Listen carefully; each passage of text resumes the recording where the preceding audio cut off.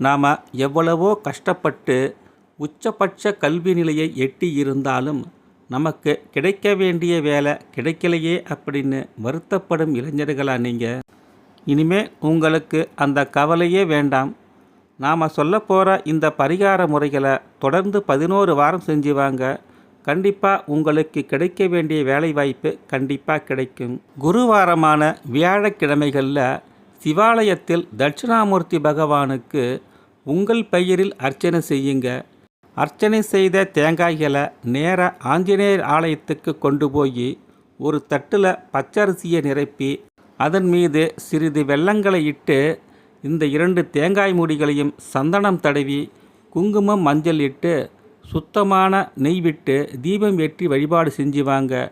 11வது வாரம் முடிகையில் அல்லது முடியும் முன்போ கண்டிப்பாக உங்களுக்கு வேண்டிய வேலைவாய்ப்பு கிடைக்கும்.